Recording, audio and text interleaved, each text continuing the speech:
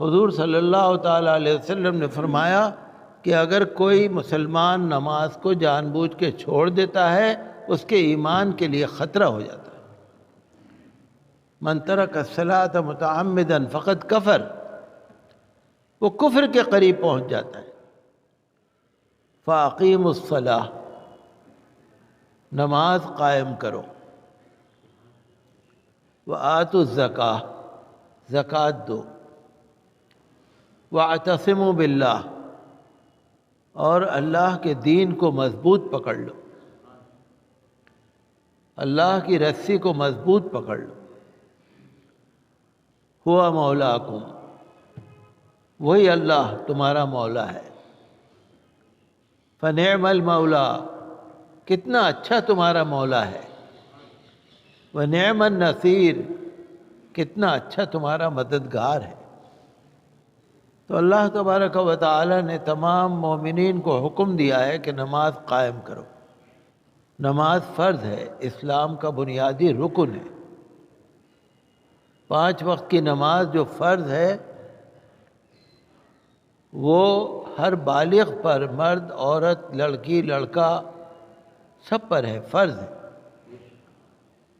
چاہے اپنے وطن میں ہو، چاہے سفر میں ہو، چاہے بیماری میں ہو، رعایت ہے۔ اللہ تعالی نے معذوروں کے لیے، بیماروں کے لیے، سفر کے مسافروں کے لیے رعایت رکھی ہے، لیکن نماز معاف نہیں ہے۔ عورتوں کے مسائل الگ ہیں، مردوں کے مسائل الگ ہیں۔ تو نماز قائم کرو۔ حضور صلی اللہ تعالیٰ علیہ وسلم نے فرمایا کہ الصلاۃ عماد الدین، نماز جو ہے وہ دین کا ستون ہے۔ جیسے بلڈنگ بنتی ہے نا، بلڈنگ میں جب تک پلر نہ ہو، ستون نہ ہو، پلر نہ ہو، سہارا نہ ہو، اس وقت تک بلڈنگ بن نہیں سکتی۔ الصلاۃ عماد الدین، تمہارے دین کی جو بلڈنگ ہے، دین کی بنیاد ہے، وہ نماز ہے۔ نماز دین کا ستون ہے، یعنی بنیادی چیز ہے۔ بغیر نماز کے دین نہیں ہے۔ کوئی آدمی نماز نہ پڑھے اور کہے میں دیندار ہوں، یہ نہیں ہو سکتا۔ حضور صلی اللہ علیہ وسلم نے فرمایا قرۃ عینی فی الصلاۃ، میرے آنکھوں کی ٹھنڈک نماز ہے۔ حضور صلی اللہ تعالیٰ علیہ وسلم نے اپنی آنکھوں کی ٹھنڈک بتایا، اس سے بڑھ کے اور ہمارے آپ کے لیے کیا فضیلت ہوگی؟ جو مسلمان نماز پڑھتا ہوگا، اللہ کے رسول صلی اللہ تعالیٰ علیہ وسلم اس سے کس قدر خوش ہوتے ہوں گے۔ تو نماز آنکھوں کی ٹھنڈک ہے، رسول اللہ صلی اللہ علیہ وسلم۔ الصلاۃ معراج المومنین، نماز جو ہے یہ مومنوں کی معراج ہے۔ اللہ کے قریب ہو جاتا ہے بندہ، جب بندہ نماز پڑھتا ہے اللہ تعالیٰ کے قریب ہو جاتا ہے۔ جب اللہ تعالیٰ کی بارگاہ میں کھڑا ہو جاتا ہے نیت باندھ کر، سب طرف سے منہ موڑ لیتا ہے، نہ ادھر دیکھتا ہے، نہ ادھر دیکھتا ہے، نہ سامنے دیکھتا ہے، نہ اوپر دیکھتا ہے، نہ پیچھے دیکھتا ہے، بس اپنے رب کی مولا کی بارگاہ میں ہاتھ باندھ کے نیچے نظر کر کے کھڑا ہے۔ اللہ تعالیٰ کو کتنا پیار آتا ہے، اللہ کے رسول صلی اللہ تعالیٰ علیہ وسلم کو کتنا پیار آتا ہے۔ اور جب سجدے میں جاتے ہیں سب سے زیادہ اللہ تعالیٰ کے قریب ہوتے ہیں۔ حدیث شریف میں ہے اقرب ما یکون العبد من ربہ وہو ساجد، سجدے کی حالت میں بندہ اللہ سے سب سے زیادہ قریب ہوتا ہے۔ تو نماز جو ہے یہ تو ہمارے لیے بہترین عمل ہے، اس سے اچھا عمل کیا ہو سکتا ہے؟ آپ نے دیکھا ہوگا نا، بہت سارے لوگ جب ان کو کچھ خوشی حاصل ہوتی ہے وہ سجدے میں گر پڑتے، شکر سجدہ ادا کرتے۔ ہم لوگوں میں تو یہ رواج کم ہے لیکن عربوں میں اور لوگوں میں ہے یہ رواج کہ سجدے میں گر پڑتے ہیں۔ جب قطر میں سعودی عرب کی ٹیم جیت گئی تھی تو آج کل جو سعودی عرب کے وزیر اعظم ہیں، سنا تھا اخبار میں آیا تھا کہ وہ ایک دم سجدے میں گر پڑے، اللہ کا شکر ادا کیا۔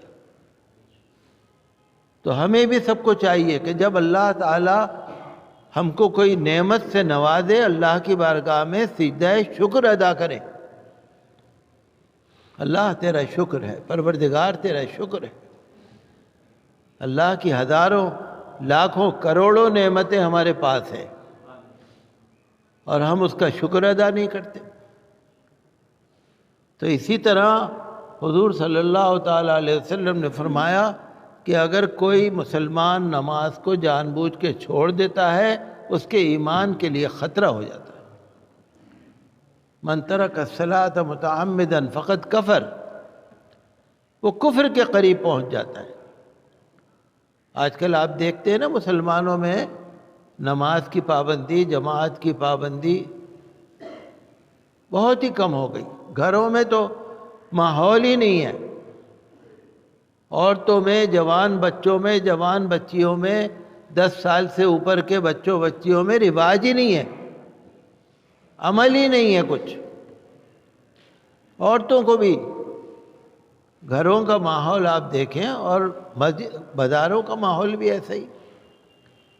یہ اتنی بڑی مسجد ہے، آپ دیکھتے ہیں ماشاءاللہ فتح پوری مسجد اتنی بڑی مسجد ہے، اگر صرف محلے کے لوگ یہاں پر آ جائیں تو جگہ نہ بچے۔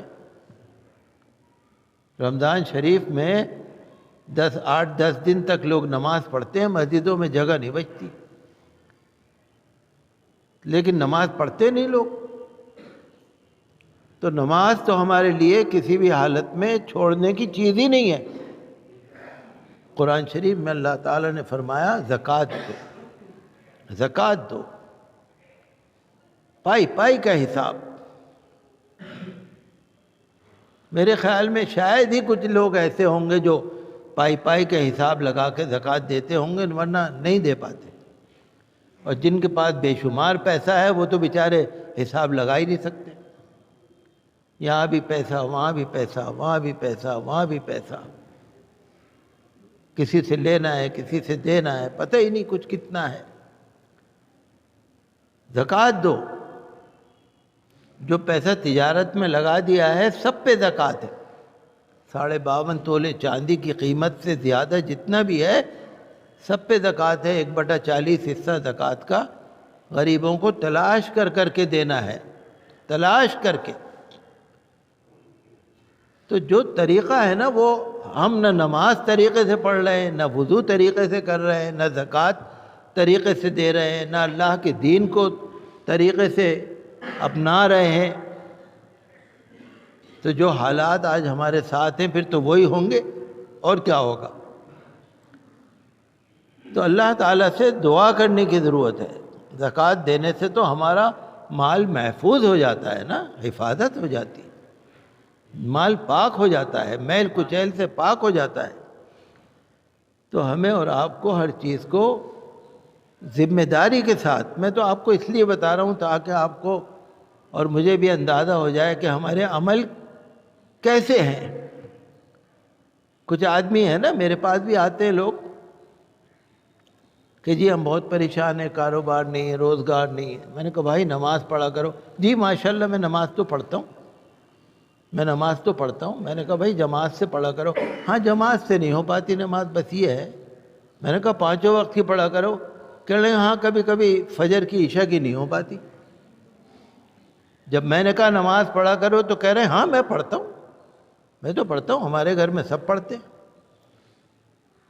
لیکن اگر وہ پڑھتے بھی ہوں یا عام لوگ پڑھتے بھی ہوں تو ان کی نماز آپ سمجھ جائیے کس طرح کی ہے۔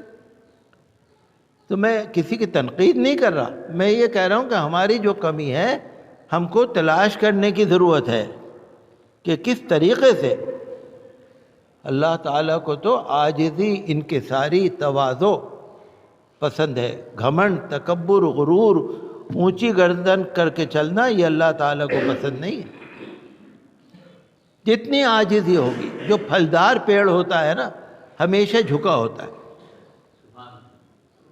جتنا نیک انسان ہوگا، جتنا دیندار انسان ہوگا، آپ دیکھیں گے اس کے اندر تکبر، گھمنڈ، غرور کچھ نہیں ہوگا، عاجزی، انکساری۔